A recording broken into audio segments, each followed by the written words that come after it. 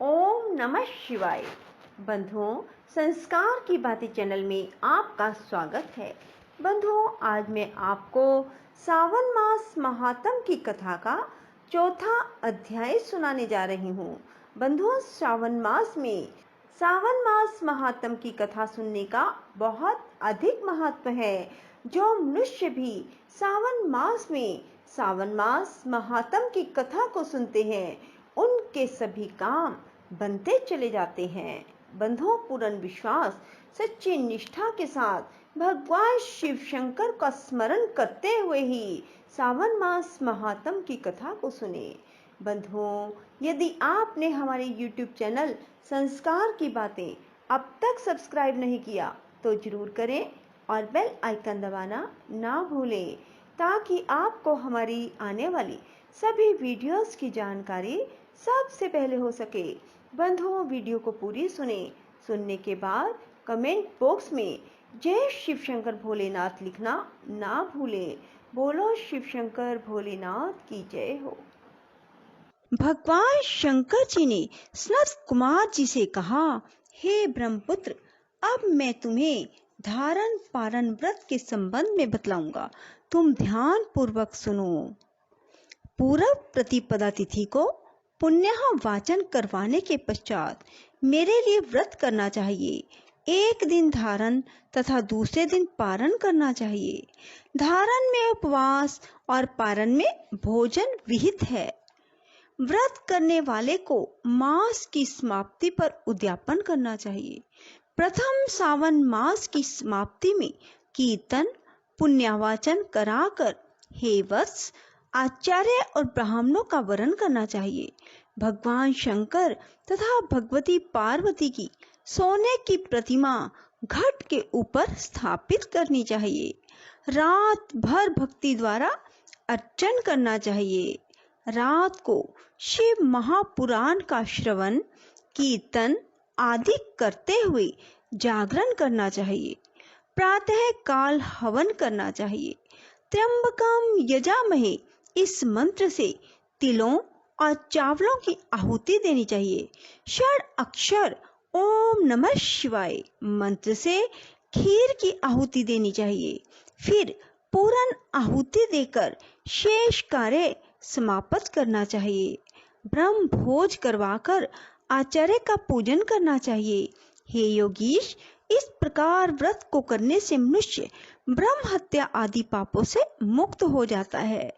इसमें रत्ती भर भी संदेह की गुंजाइश नहीं है। अतएव श्रेष्ठ सावन मास का व्रत करना चाहिए। हे महाभाग, अब तुम सावन मास में उपवास की विधि सुनो। हे ब्रह्मपुत्र, स्त्री अथवा पुरुष को इस व्रत के लिए जितेंद्रिय होकर प्रतिपदा तिथि को प्रातः काल इस व्रत का संकल्प करना चाहिए।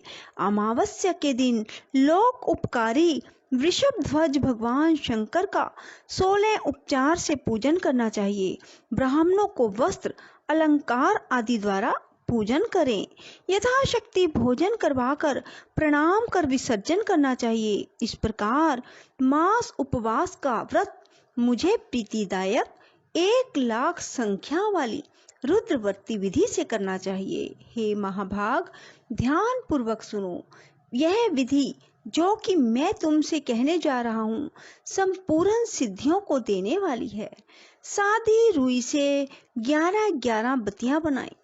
मुझे प्रीति से यह बत्तियां रुद्रव्रती के नाम से कही जाती हैं।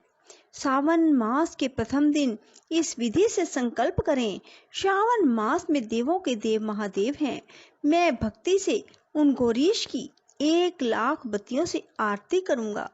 यह संकल्प करने के पश्चात 1000 बत्ती द्वारा प्रतिदिन पूजन करना चाहिए। समाप्ति पर 71,000 बत्ती से आरती करनी चाहिए या प्रतिदिन 3000 बत्तियों द्वारा आरती करनी चाहिए। अंतिम दिन 13,000 बत्तियों द्वारा आरती करनी चाहिए या एक ही दिन में 1,00,000 रुद्रवर्ती को प्रज्वलित करना चाहिए।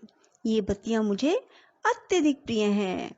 इनको शुद्ध घी से सिंचित करना चाहिए। संसार के स्वामी भगवान शंकर जी का पूजन करके कथा सुननी चाहिए।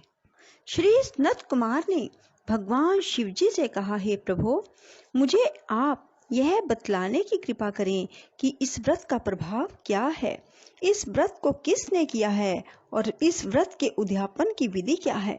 भगवान शंकर बोले, हे ब्रह्मा के पुत्र, मैं तुम्हारे सन्मुख इस व्रत को कहूँगा, ध्यान पूर्वक सुनो। यह व्रत सब व्रतों में श्रेष्ठ, महान पुण्य देने वाला है, साथ ही संपूर्ण पाप ताप को हरने वाला भी है। इससे प्रीति और सौभाग्य की प्राप्ति होती है। पुत्र, पौत्र तथा समृद्धि को देने वाला यह व्रत भगवान शंकर जी को अत्यंत प्रिय है। इससे उत्तम शिवलोक की प्राप्ति होती है। सत्य तो यह है कि तीनों लोकों में रुद्रवती जैसा दूसरा कोई भी व्रत नहीं है। इसके संबंध में अब मैं एक पुरातन कथा कहूँगा। क्षिप्रा नदी के सुंदर तट पर रमणीय उज्जैनी नाम की एक पुरी है। उस नगर में सुगंधा नामक एक अत्यंत सुंदर वैश्य रहती थी। उस वैश्य ने संसार में अपने सुरत का अति दुस्सह 100 मोहर मूल्य की प्रतिज्ञा की। उसने युवा पुरुषों और ब्राह्मण कुमारों का धर्म भ्रष्ट किया। बार बार से बहुत से राजाओं और राजकुमारों को बिगाड़ा। उनके भूषण आदि छीनकर उनको बुरी तरह से अपमानित करके अपने घर से निकाल दिया। इस प्रकार उसने बहुत से प्राणियों को बुरी तरह लूटा। लूटने के बाद उनको घर से निकाल दिया। अब वह बेचारे शर्म के मारे किसी को अपना मुंह तक ना दिखा सकते थे। उसके नाम के अनुसार उसके शरीर की सुगंध 1 कोस तक जाती थी। उसके रूप की चारों ओर चर्चा थी। गायन विद्या से संबंधित वह 6 राग 36 रागनियों में पूर्णतः दक्ष थी। नृत्य वह रंभा आदि देवंगनाओं से भी अच्छा जानती थी। चाल का यह हाल था कि हथनी और हंस की चाल को भी मात करती थी। हे ब्रह्मपुत्र, एक दिन वह वैश्य क्षिप्रा नदी के तट पर गई और उसने कई ब्राह्मणों को भजन, जप, ध्यान, शिव अर्चन, विष्णु अर्चन में लीन देखा। हे योगीश, ब्राह्मण मंडल के मध्य में उसने महर्षि वशिष्ठ को ध्यान में संलग्न देखा। केवल उनके दर्शन से उसकी बुद्धि परिवर्तित हो गई। जीवन तथा विश्व से मन हट गया। उसने महर्षि को बारंबार प्रणाम करके अपने पाप कर्मों के नाश का उपाय पूछा। उसने कहा, प्रभु, मैंने आज तक बहुत पाप किए हैं। हे विप्रेंद्र, आप मुझे उन पापों के नाश का उपाय बतलाइए। भगवान शंकर जी ने श्री सनत कुमार जी से कहा। महर्षि वशिष्ठ ने उस वैश्य की बात को सुनकर उससे कहा, तुम मेरी बात ध्यान पूर्वक सुनो। मैं अब तुम्हारे सन्मुख उस उपाय को कहूँगा जिससे कि तुम्हारे समस्त पापों का नाश हो सकता है। हे भद्रे, तुम 3 लोकों में प्रसिद्ध वाराणसी में जाकर दुर्लभ रुद्रवर्ती नामक व्रत करो। यह व्रत महान पुण्य देने वाला, शिव की भक्ति में मन को लगाने वाला है। हे भद्रे, इस व्रत के करने से ही तुम्हारी उत्तम गति हो सकती है। भगवान शंकर जी ने सनत कुमार जी से कहा। महर्षि वशिष्ठ के सुंदर वचन सुनकर सुगंधा अपना खजाना नौकर चाकर मित्रों को लेकर काशीपुरी में पहुंची और महर्षि ने आदेश अनुसार व्रत को किया।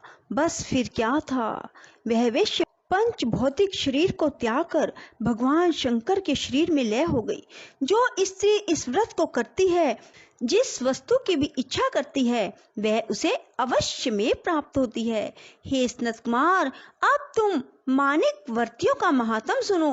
मानिक वर्तियों का व्रत करने से स्त्री मेरे अर्धासन की भागीदारी होती है। वह स्त्री महाप्रलय के अंत तक मेरी प्रिया होकर निवास करती है। अब हे मुने, मैं व्रत पूर्ति के लिए इसकी व्रत उद्यापन विधि बताऊंगा। मनुष्य को चाहिए कि पार्वती सहित भगवान शंकर जी की प्रतिमा को स्थापित करे। भगवान शंकर की प्रतिमा सोने की तथा नंदी की प्रतिमा चांदी की होनी चाहिए।